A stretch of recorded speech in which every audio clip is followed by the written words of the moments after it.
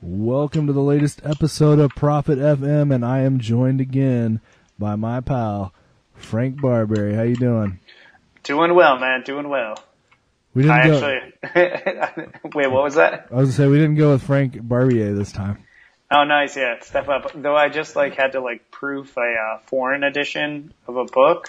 Not a humble brag. But they spelled my name with an accent mark like it was Barbiere. And I was just like, oh, guys, I appreciate what you're trying to do there, but no accent mark in my last name. You should start just telling people your name is pronounced different ways. So everybody they also says it spelled wrong. Frank, F-R-A-N-C-K. And I'm like, is that like a French thing, or did someone just really not know what the hell's going on? Yeah, does that even happen for real? Yeah. Is that anybody's name in America or in the world? That's awesome. I'm gonna start just like I said, just randomly spelling my name different ways and pronouncing it different ways. Trying to get it to happen. Yeah, it's gonna be like, for instance, at my regular jobs, when people do my they call me and they leave a voicemail for Mr. Baker. I never return the call because my last name is not Baker. Yeah, Barker, man. Sort your shit out. Yeah, you forget the R. I'm not down for your call. It's a done deal. So, anyway, yeah, I mean, I felt like last time we were on, we had a good run, and we didn't even get to half of the stuff that I wanted to talk about. So, I'm glad you could come back on, man. Yeah, absolutely. As I said, I've actually, I've got some stories. I went to a really crazy con in Texas that was just the most weird experience of my life, in a con. What happened? There was this it was a really badly run show by the promoter. Oh, well, I hate to cut you off, but I'd like to point out, there's a lot of weird stuff that happens at any convention, so for you to single it out as the weirdest, I'm looking forward to this. I'm pretty sure the dude from Sons of Anarchy, may have, Charlie Hunnam, and I don't know if I'm, committing a crime by talking about this, but may have actually, beat up the promoter and stole money.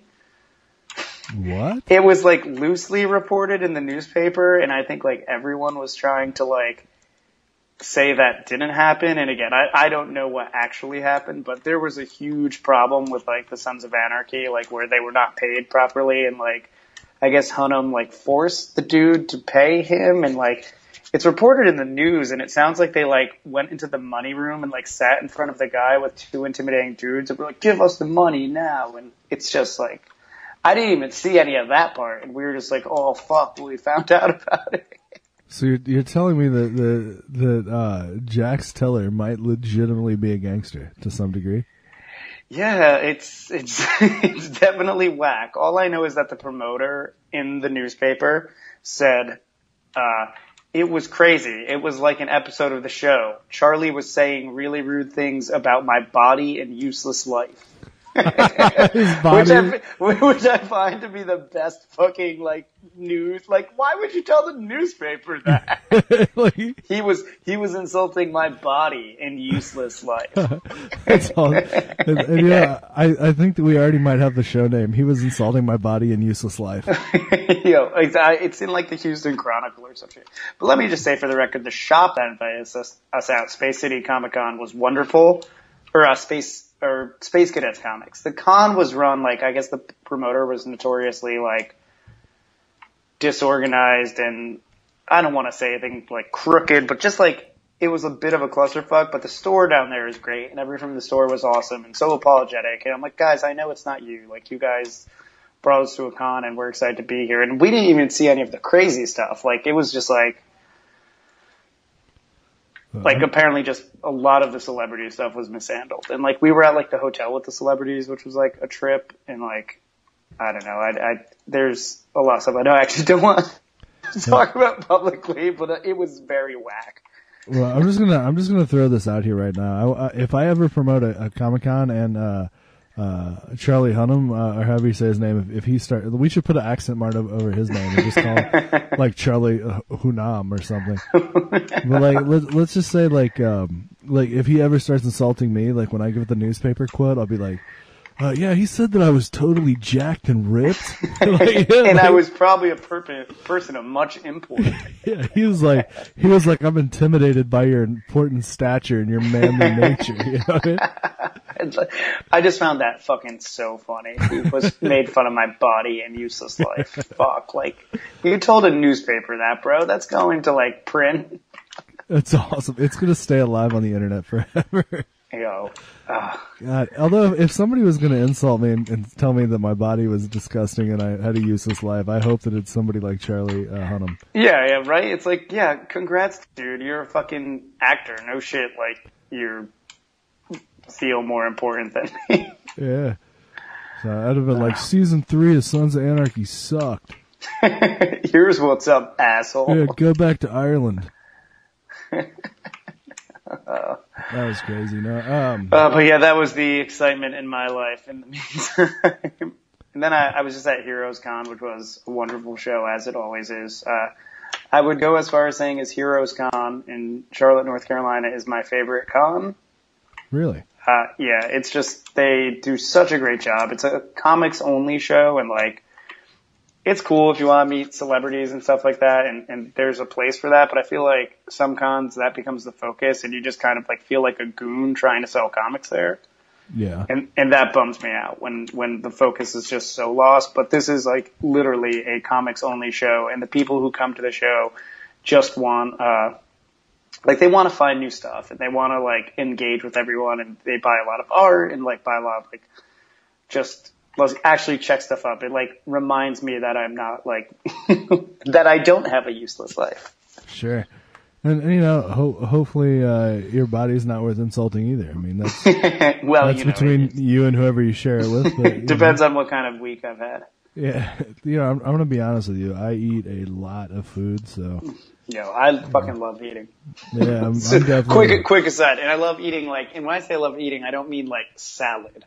Oh no, sometimes I get pissed. Like, I like salad, but if like when people are like, "Hey, let's go get a salad," I'm like, "What?" I'm like, "Motherfucker, look at me." Yeah, I'm like, do I look like I want a salad right now? I'm from Texas, bro. Like, you know, I'm not eat a salad. Get out of here, man. Again, I enjoy all food, but like, if I was just like left to my own devices, I'd eat like a fucking 10-year-old. Oh yeah. I would probably eat like steaks and zebra cakes. That'd be Steaks and zebra cakes is pretty good. Yeah, episode name as well. Steaks and zebra cakes. There you go. So, okay. So now, last time we talked, like we kind of got into a lot of stuff. I think we got sidetracked a bit with the reminiscing, which was awesome. But I really business only.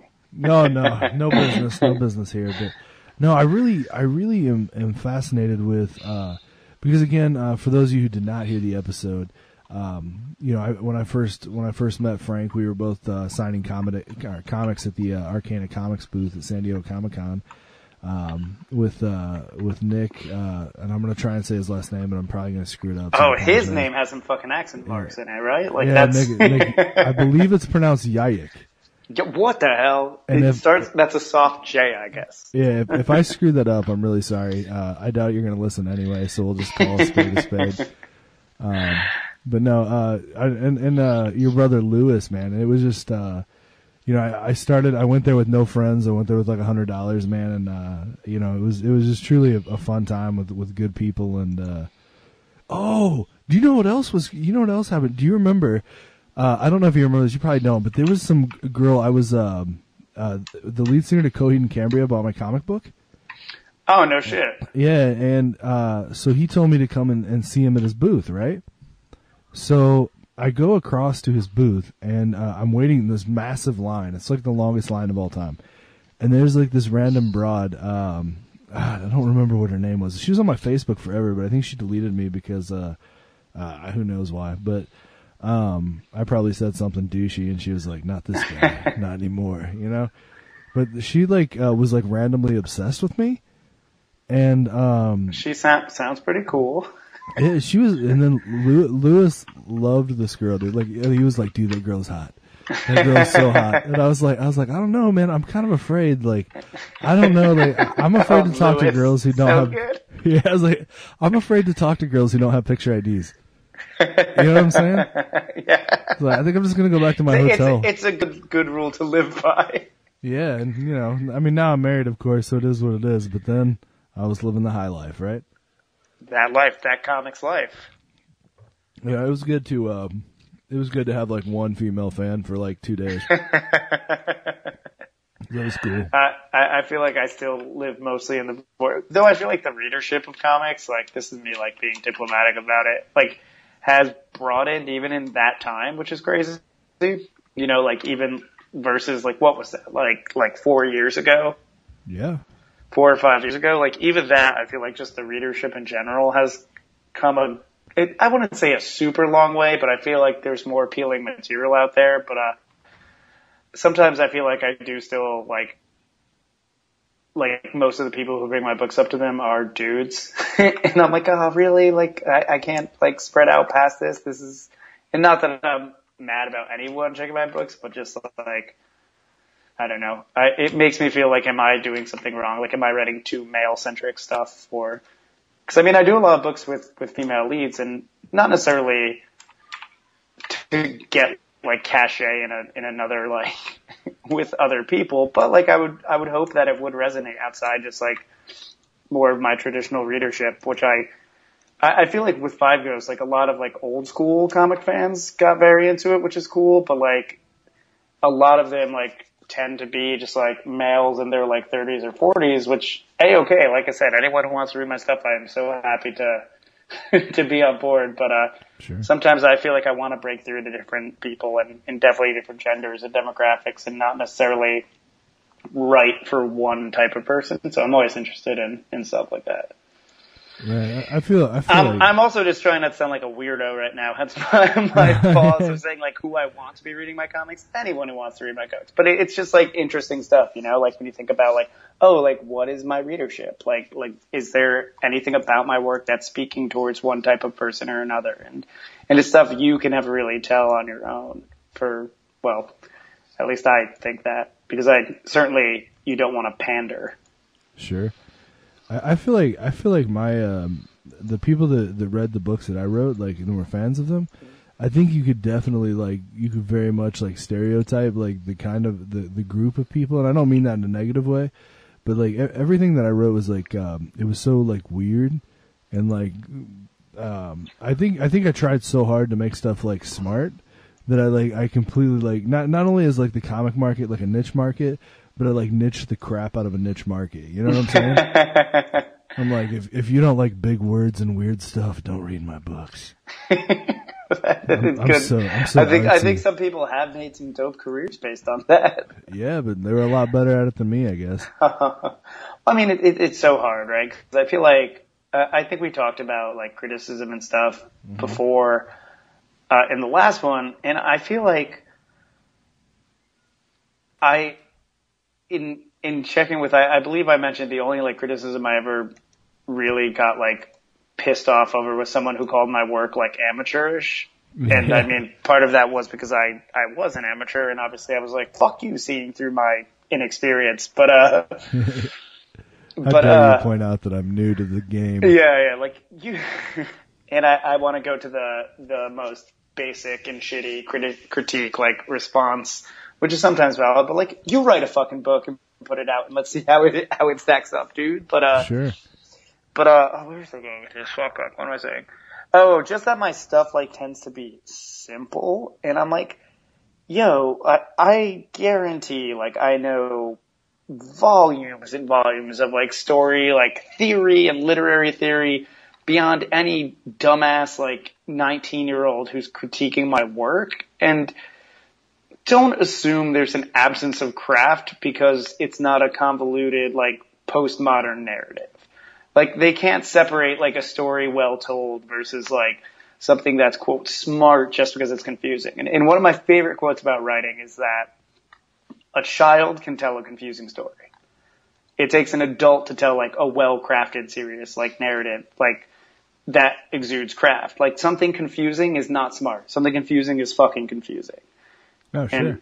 And I feel like that's the key. And there's a number of writers whom I will not name who I strongly dislike, where they try to emulate more kind of esoteric or like postmodern writers, but they don't get that those people have mastered craft and like have mastered form, and these people are novices and think that they emulate the wrong parts, you know, like they think just by like having really decompressed paneling or like confusing, weird, like surreal storylines like makes their work like super smart. And it's like, no, man, that's it means nothing. It's bullshit. And the fact that there are critics that resonates with like just is like the like biggest bummer to me of like, you guys can't even see through like the fakers like faking it and reward it, like or try to ever like take a like collegiate fucking angle towards my work and call it simple just because it has a beginning, middle, and end and like clear protagonists. Sure. Well, I think I remember too. I think that you had read my book because I think when I first met you, I can't remember if your book was out or not, but I think for some reason that I got it the year after I first met you. Like that's when I got Divine Intervention. Yes, that is yeah, the tome of our time. Well, and I know, like I almost felt like, well, I guess you'd said something about like, you said something like, I almost don't want you to read it because your book is this or that or whatever. And then I read it and I was like, yeah, but your book is so much easier to read. And it's like, because like I felt like when I read Divine Intervention, which you know. I felt like when I read that book, like that it was an easy read. It was like a quick read. It wasn't something that like I got bogged down with a bunch of garbage. Like I was just like, oh, here's a little fun story that is what it is. You know what I mean? And that's and therein is the. I mean, I think there was not a lot of craft with that because I was still figuring a lot of shit out. But like, it's easy to like write shit like that off sometimes. Like, oh, like clearly like no one tried here. It's like, oh no, even in the stuff you think is kind of, well, and first of all, thank you for saying nice things. But like, I look back on that now and like, you know, like everything, it's almost like, I hope no one ever reads that. Like, well, I mean, and I'm not saying this because we're pals, and I'm not saying it because I'm trying to be a dick either. Like, I mean, I could see how this could go either way, to people who maybe don't know me all that well, but I mean, your work now, of course, is light years ahead of that. But I think that it, like I said, that book, the purpose of that book was not the same as the purpose of mine. And I'm no, and absolutely, and that's the thing that bums me out about some critiquing.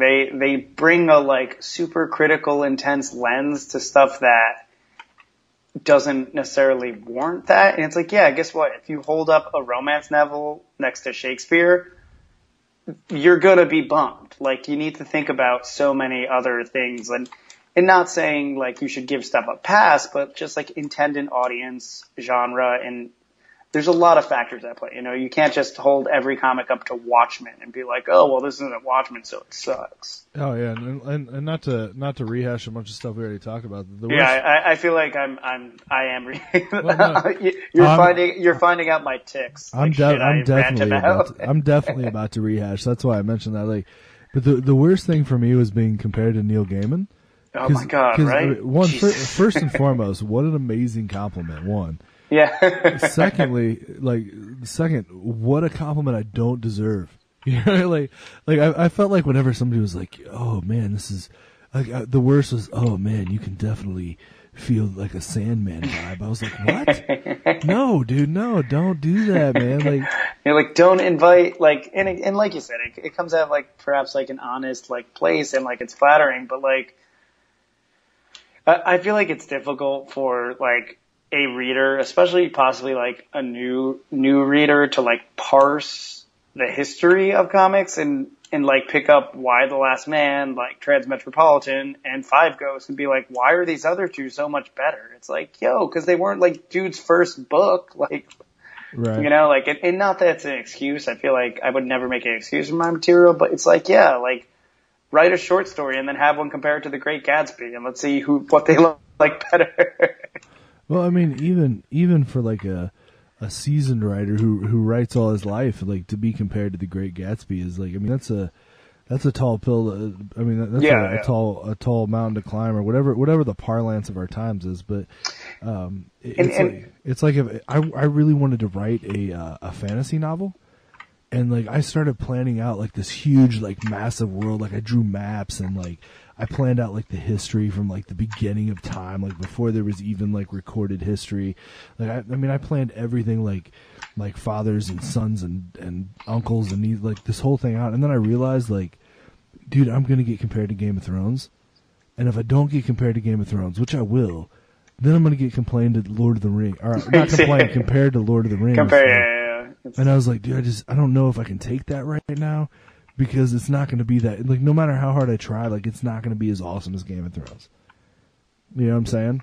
Yeah, well, and I feel like that's the, like, writer hole, right? Like, where, and where I've learned to, like, go with a lot of my material is, like, I just do the best version of the story I'm telling, and I do my damn best to, like, put all my influences, all my contemporaries, like, out the door, and really try to think directly about, like, all right, what's the story I'm telling? What am I trying to accomplish? And how can I do that? Because all the other stuff, like, is so distracting. And, like, when you get inside that space, like as I said, there's a book I did recently that because a few people said was bad online. And, like, really, like, at the end of it, it was barely anyone, because there may be like 10 reviews of it in total.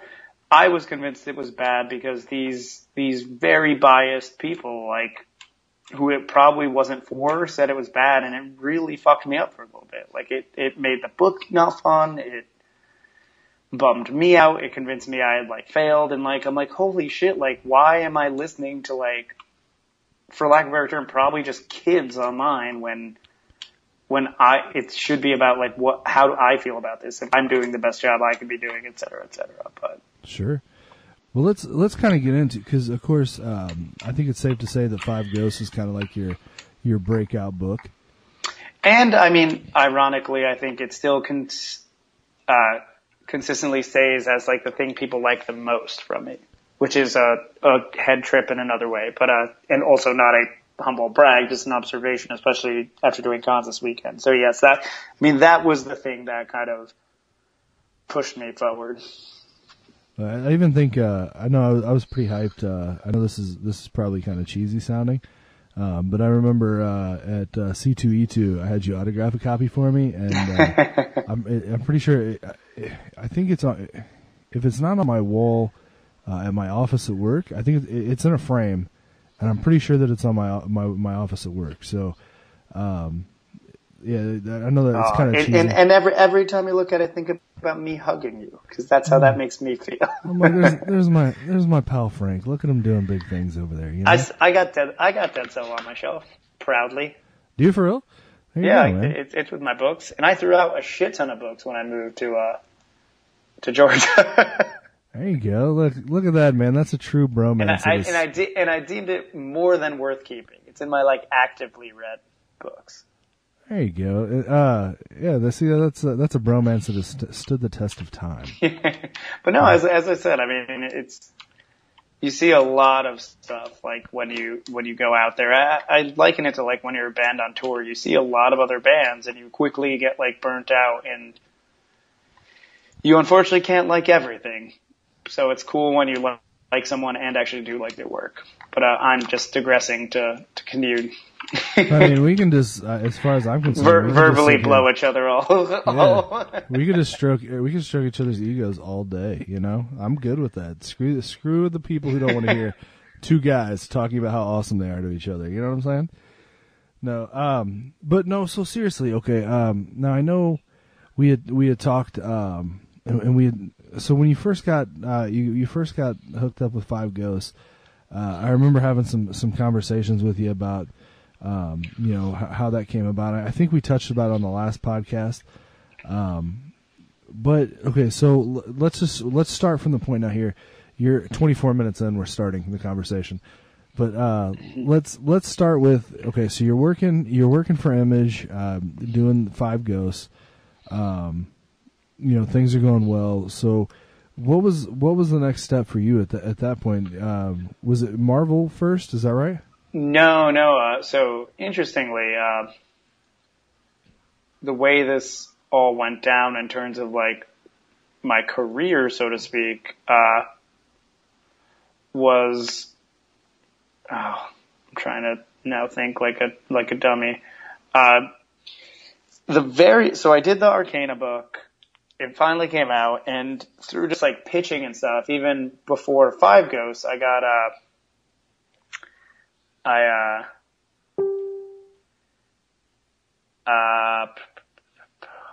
sorry, I'm doing mental math and timelines. Sure.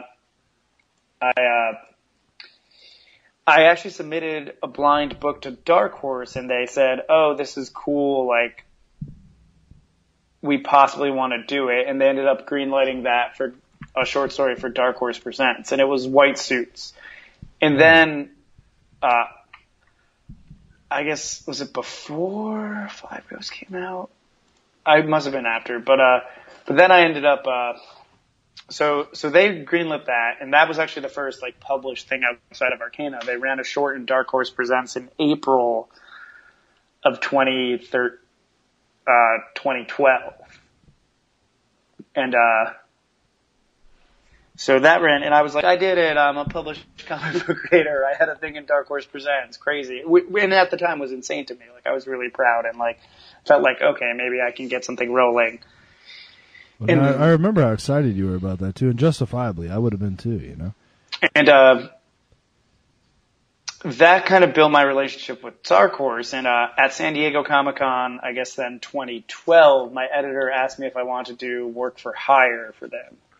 And I was like, yeah, of course, I'll do anything. Like, I want to write comics for a living. Like, come at me. Sure. And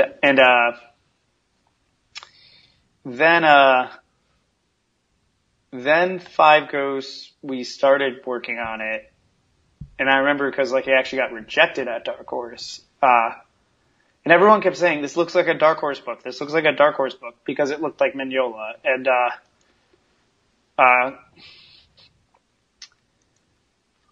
so sorry to stutter through it. So then Five Ghosts comes out. I'm working on the Dark Horse thing, which was Blackout, which was a character they made. It was just very slow moving. So I think it ended up coming out after Five Ghosts came out. And they greenlit White Suits, but we were doing more of the shorts. And then really the big step was Five Ghosts came out. I'm still working my day job. I'm like, feel great because it's doing well. It's making a little bit of money, but like nothing crazy. Just like, I remember like, no pun intended, like I went and bought new shoes. When I got paid for Five Ghosts, I went and bought some boots. Yeah, I'm getting some damn shoes. I'm loaded now. That's what I did when I first got a good job. I went and I bought Jordans just because like I couldn't afford Jordans before, so I was like, now I will have Jordans. Well, and it was just like the thing where like I had my day job, which allowed me to just barely pay my bills. So then having a little bit of extra income, because I mean, spoiler, you don't make a lot of money from comics, and no. And especially like comics, even on Image, that you only make what you sell. And while we sold okay, we didn't sell so much that we're making thousands of dollars. And, of course you have to pay a lot of people before you get paid as the writer first. So, anyhow, right when Five Ghosts came out, Nick Barucci, the publisher of Dynamite, called me. And, we had a mutual friend, my old boss, John, knew Nick, and Nick had asked like for my contact because he had seen that we were doing Phantom variants of Five Ghosts. And was like, oh, they typically only do these for established book. Why are they doing one of this? And a retailer actually, Larry from Larry's Comics said because it's really good, and that really was nice of him as it ended up getting Nick interested in me, and we started talking. And I feel like the first real work for hire gig outside the Dark Horse thing, which was cool, but like I think went under a lot of people's radars, was Solar. And when I got Solar, that's between Solar, the Dark Horse thing, and Five Ghosts. I was able to that November 2013, quit my day job. And even still, it was too early. Like, I really probably should have kept that job because I was living in the most fucking expensive city, New York. And that really was what I feel like the transition of like, oh, like, look, I'm actually doing a lot of stuff, and I'm not only just doing my own stuff, which is cool enough, and like Image, which is so rad, but like I started to feel like, oh, like people might actually be taking me seriously, like as a professional comics creator, not just one dude who did like a book at Image one time.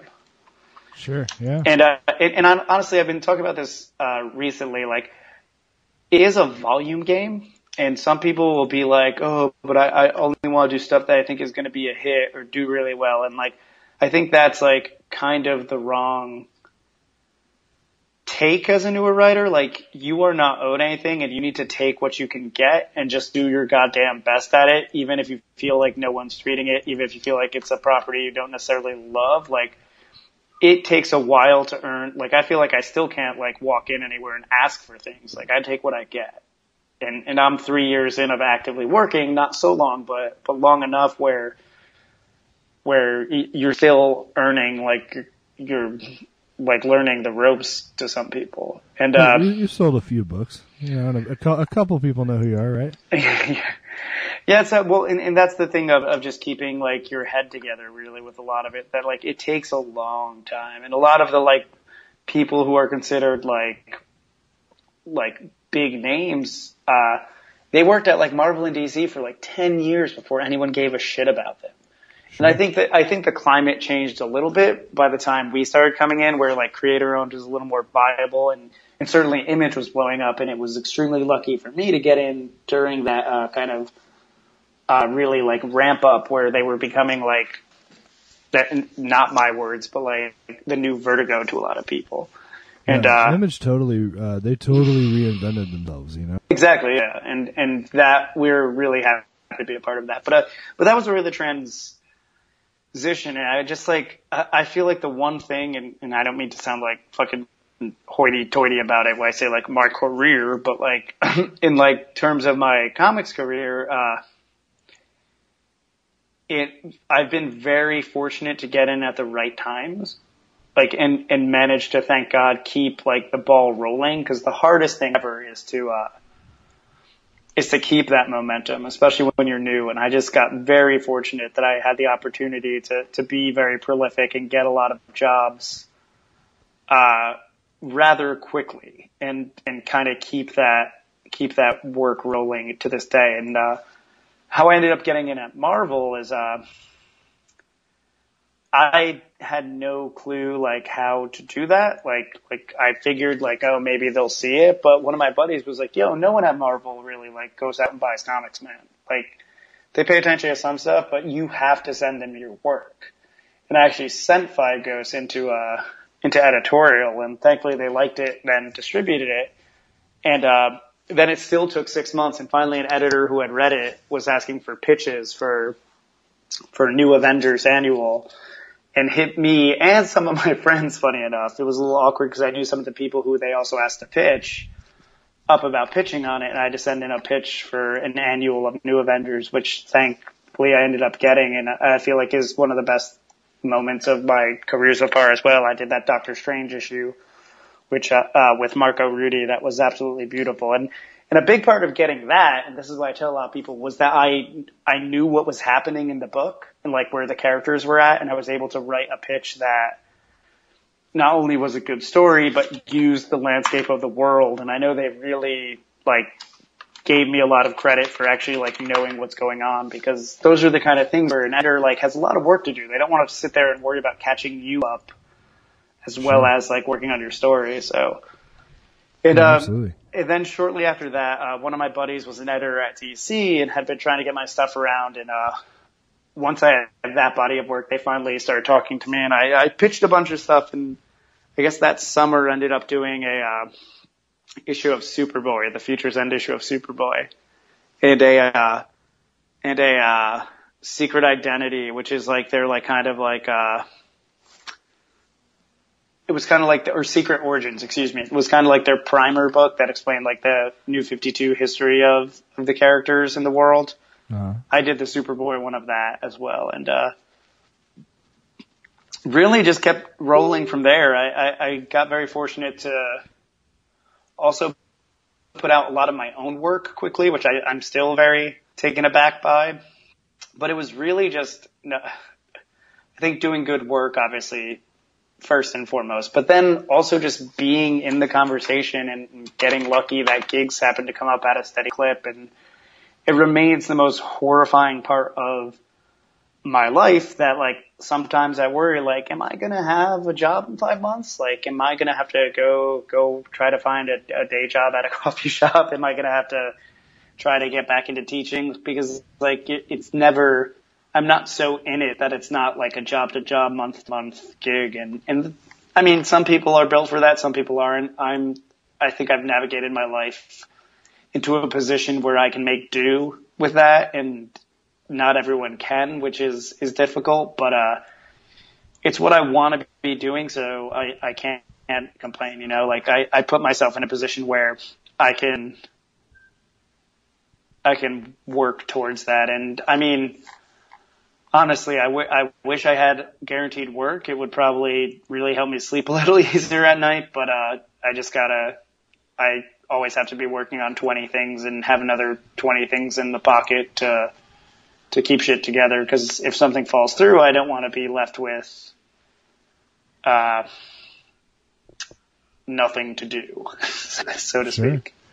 That's the downfall of kind of being your own boss, so to speak. Huh? I mean, I would assume it's like that in any field, you know. Yeah, and just like that freelance hustle of like, oh, like you gotta keep getting work if you wanna make money. Yeah. If you want to eat, you got to have work, right? Yeah. So let me. You talked about how you were living in New York, and now you're living in Georgia. Why'd you move to Georgia?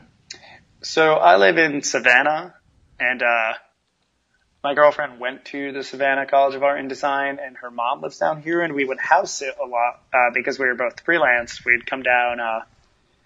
Visit a lot and kind of take care of her house and cat while she was traveling. And when we started talking about moving out of the city because it was just so expensive and we really weren't enjoying it, there was nowhere we like really felt like we wanted to move. And I certainly didn't want to just like move back to New Jersey because I'd had my fill, and we had visited here so much. I was like, oh, why don't we move there? It's nice and it's cheap and you know it, and our friends were moving down as well, and we just kind of were like, oh, okay, cool.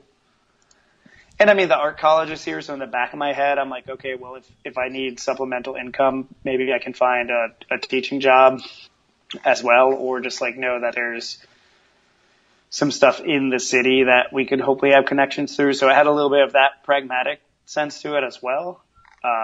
But it's worked out. I really do enjoy it. And, it's a nice change of pace. It's really chill here versus New York, where everything can be super crazy and stressful all the time. And I love the city, but like sometimes you need a break. I feel like anybody who's been to New York, they either love it or they hate it. There's like no middle ground for New York. You know what I mean?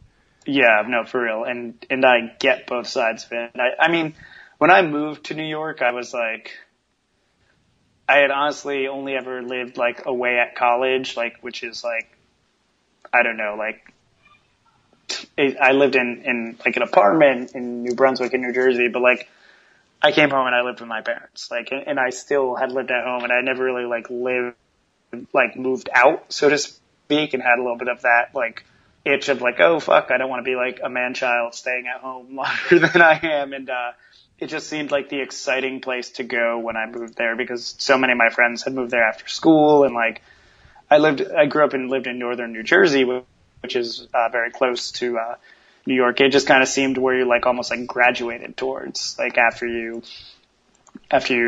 moved out of your parents' house. So it was a very like natural move for me. And there was a lot of excitement in that. Like, it felt like I was in college again for like a minute. And I was also unemployed, but like had unemployment money. So I had a lot of free time. Sure. which was fun. And it's so crazy to look back on times like that now, even like not to sound like fucking nostalgic about it, but just like an almost weird, lucky opportunity to be like, oh, I can come here and live and just kind of chill and have government money. Yeah, you just live the dream for a little bit. Well, and I remember I also cashed out my teaching pension because I had just quit teaching. And so I got a bunch of money from that and was able to like kind of live okay because of that. I was also like super burnt out because I'd gone right from college into teaching. And even though I took time off before college, which kind of gave me some perspective and like, let me kind of be out in the world a little bit before going right into school. I was just like, I was very burnt out on the like, this is your life, like as written by like the Suits. Like you go to school, you get a job, and like, I don't particularly want to have kids or get married, and I felt like I was just in a role where I'd already trapped myself in a town where that was just what you would do next, and I really had to kind of like, I mean, thankfully my program got canceled at the school, which is why my life kind of went into flux, but I'm so fucking glad it did, because if it didn't, I probably would have just stayed at that school and done it because I thought that's what I should be doing. And probably would have been miserable. So, sure. Well, and I guess that's the good thing about being kid free. Once you're, not to say that I would ever give back my kids, of course, that's not what I'm saying. But no, and that's what my fucking like hats off to people who have a family and then also still stick to the creative arts or anything. It creates a whole new like kind of like chain of importance. Yeah, like it. Well, yeah, because once you have kids, the dream dies a little bit. Like no matter how much you love them, like, and I don't mean that necessarily in a bad way. No, but the truth of it, like in a pragmatic sense. Well, sure. I mean, you get a whole new, a whole new sense of, you get a whole new futures and goals and hopes and dreams, but. To be a good parent requires a great deal of giving up on those other things. You know what I mean? Or absolutely, at least to some degree. And that's why when I meet some people who are like, "Oh, you cold-hearted fucker, like you don't want kids," I'm like, "Yo, because if I have a kid, like I know, like I would want to be a good parent and give a kid a good life, and I don't feel prepared to do that in the way I live now, and I feel like it is such a change of priorities, and I respect the fuck out of that way too much to just be like, oh yeah, why don't I have a kid too? Like, let me have it all. Like, let me just try. And I feel like that's first and foremost, dude. Let me. I'm sorry to cut you off, but no, please. And kudos to you for recognizing that, because the world would be a much better place if more men knew when to not have kids or to stop having kids. And honestly, I feel like so many of us are pushed through the just like basic beats of life. You know, like, okay, you're out of school now. You should probably marry somebody or have a kid. Like, that's what you do. Buy a house. And so many people do what they think they should be doing. It's why they'll have fucking midlife crises at 35, you know, and just be like, oh, sure. Fuck.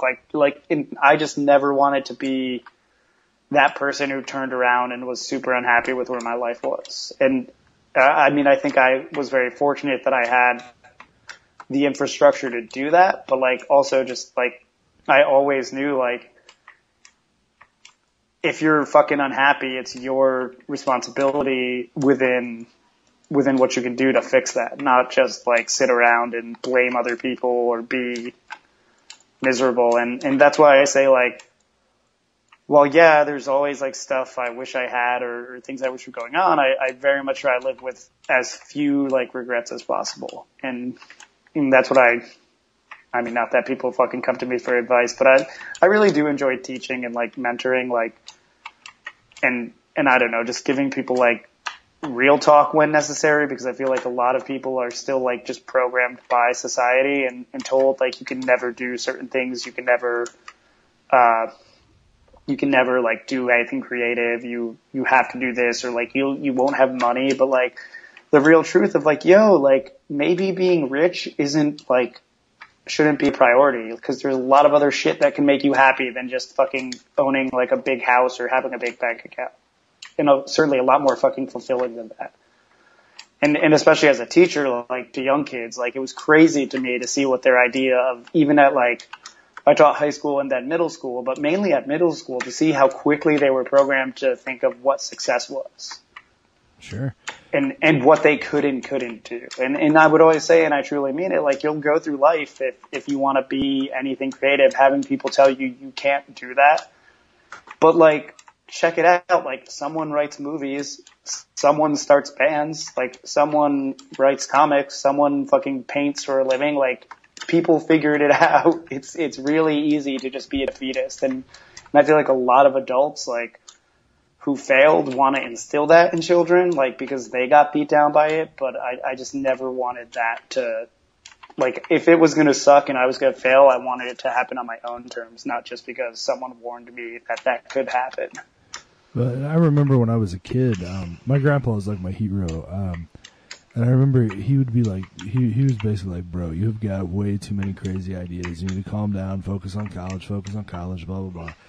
And, so, and God bless him for doing that, for telling me what I didn't want to hear, I guess.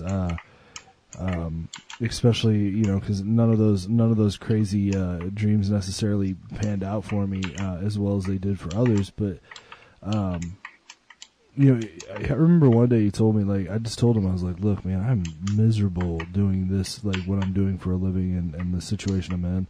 And he just looked at me and he's like, look, he's like, at the end of the day, he's like, you've done everything you're supposed to do. He's like, go shoot for the stars at something. He's like, just shoot. He said, just pick something and shoot for it and just do it. You know what I mean? Which turned out to be even, probably the best advice I'd ever gotten, because, when you have like 7 million kids like I do, like I have to go do stuff that I don't want to do. Like I have to, because I have to make a certain amount of money. I have to do a certain, I have to cross certain goal lines. But and also though, dude, like sincerely, like hats off to you for recognizing that, because there's too many people out there who assume like, oh, got a kid, fuck it, like not my problem. Oh yeah, not me, man. My kids are the best thing that exists in my life. I didn't mean to try to like call out like negligent parents at all, but like sincerely, man. Like I know, like it's all too like it's nice to hear people fucking be excited about their family. I'm gonna throw this out here too. Like I'll say it. Like if you're a deadbeat parent, like screw you. You know what I'm saying? For real. Like go to hell. No one made you have that kid, man. That's your fucking responsibility. Like when my wife got pregnant, like I was like a dumbass kid. Like I'd never had a job. Like, I mean, all I did like play fighting for a living. Like that's what I did. You know what I'm saying? Like I didn't have any career plan. My career plan was like, I'm just gonna get hit in the head with shit until I die. You know what I mean? Like that was my career plan. And then, but having kids totally changed that for me. But I think that the best advice like you could give anybody in the world, like if you're miserable doing what you have to do, like by all means, like if you have responsibilities, stick to your responsibilities, man. Get it done. But still, like in your free time, like in my free time, I cook a whole lot of barbecue because that's what I really want to do. You know what I'm saying?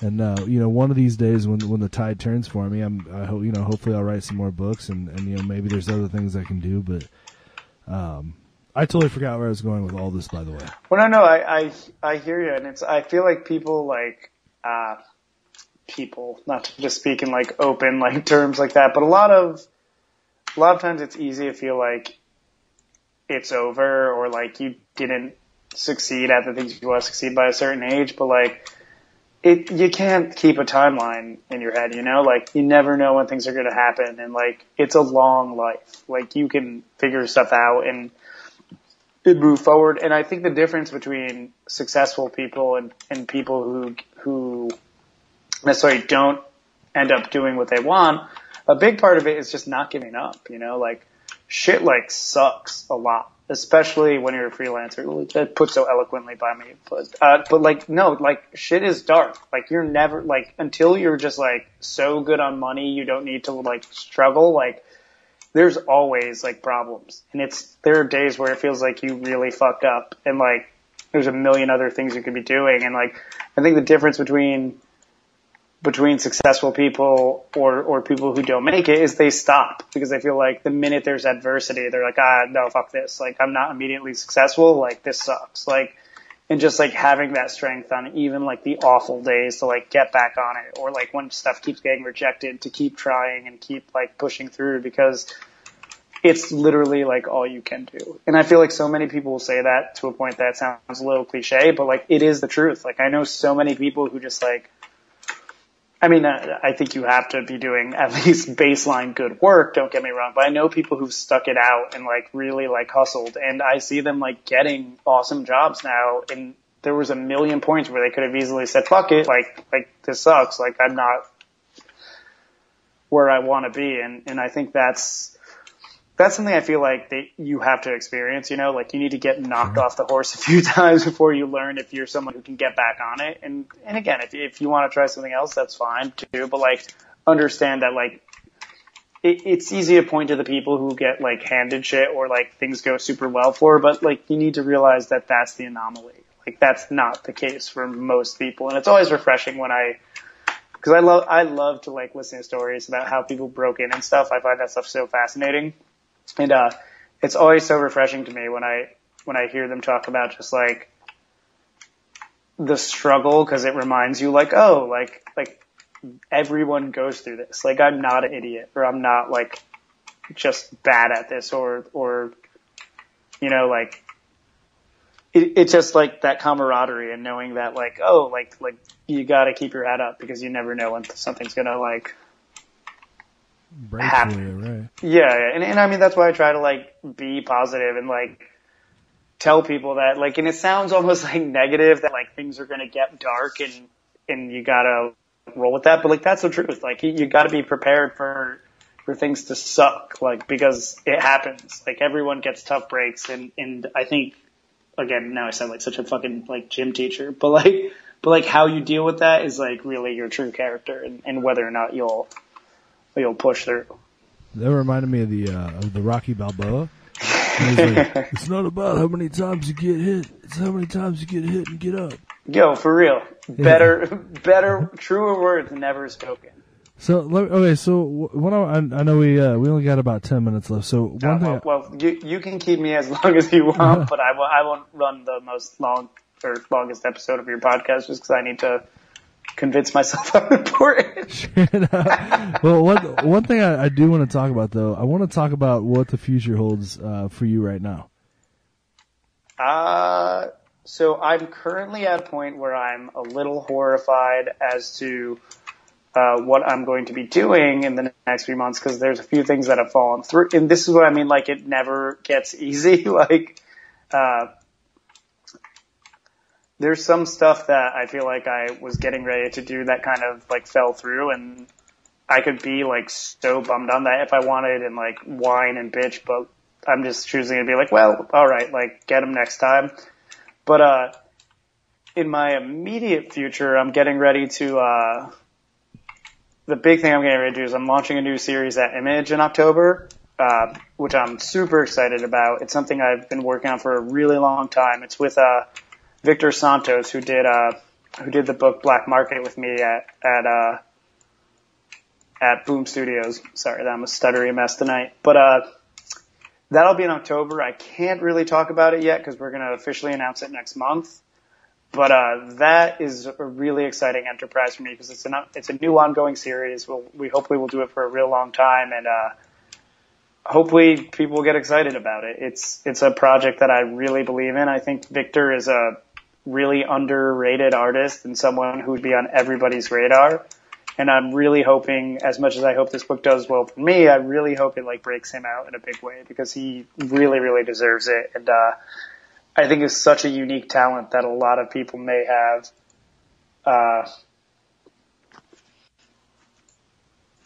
perhaps overlooked in the past with his own work that they have not seen.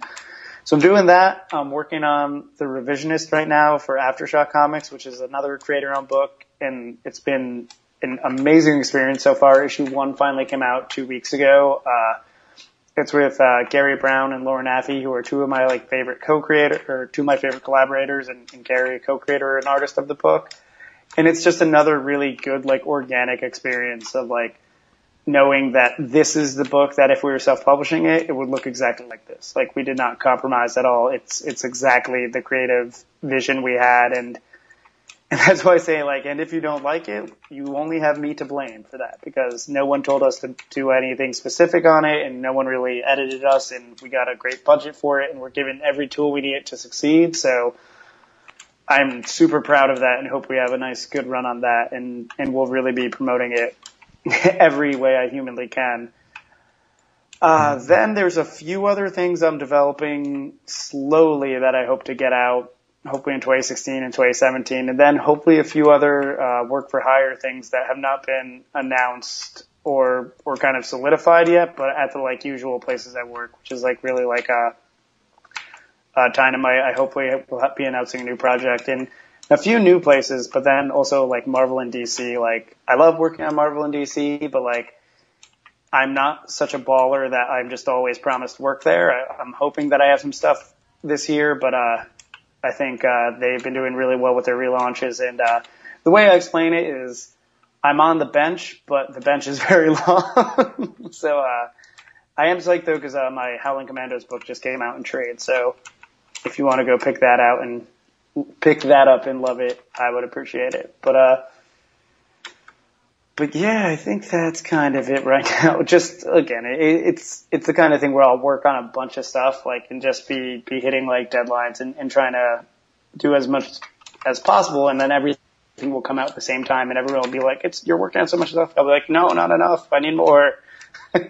Which I never mean to send. You never have too much work, right? Yeah, for real. I mean, and as I said, especially in my case where I'm a freelancer, like, there's normally a huge delay before stuff comes out. So it always feels to me like I need to find new jobs. And if I see you and I say that to you, I'm not trying to be cocky or a dick. It's just honestly how I feel, because sure. I need to pay my rent in a few months. Well, let me ask you this, man. What's up with when are you going to come up to Indianapolis, man? We gotta break it down. No, for real. Yeah. And, where am I? See, I'm so bad with my fucking geography. Like, I will be in Kansas City in, which is nowhere near Indianapolis. All right. Not even close. So fucked up. No, but we gotta hang sooner than later, man. Hopefully, I feel like it's been so long, man. Like, the last time I really saw you was you were just like in a whirlwind of chaos, because you were like right in the eye of the hurricane with Five Ghosts, you know. And now I've been whipped around by the hurricane a little bit, so I'm just like confused. Is my new status? You know what's crazy? My real life boss, he came up to me earlier, and he was explaining the situation to me, and he goes, all right, we're in the middle of a hurricane right now. He goes, I know you're focused on the part that's hitting you in the face, but you got to remember, this shit's going to turn around and hit you right in the back. He goes, because that's what a hurricane does. It hits you in the front, and then it turns around and goes the other way and hits you in the back. So I want to make sure you're with the back. And I was like, you know, that's a good point. I guess I was just kind of just focused on this pile of shit, and I didn't think about the pile of shit that's about to hit me in the back of the head. So, thank you for your wise viewpoint. Serious as hell. Well, man, as always, it was good having you on. Yeah, thank you so much. Again, I hope I didn't ramble too much, but I'm glad I could at least be positive about shit. Because honestly, like, anyone who's listening and has aspirations, you know, get out there and don't be surprised when the world shits on you for trying to do something that's not totally average, because that's what people do, and fuck them. Oh, absolutely. And you have to remember this one thing.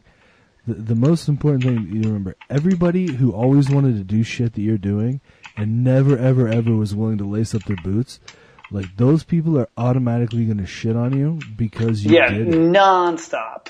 Yeah, they're going to be like, screw this guy for living his dreams. And that's not to make everyone sound like a villain. Like, some people just do it, like, out of just because that's what they know. It's like, no, you don't do that. Like, you go and you get an office job and you make your rent that way, and that's how you live life.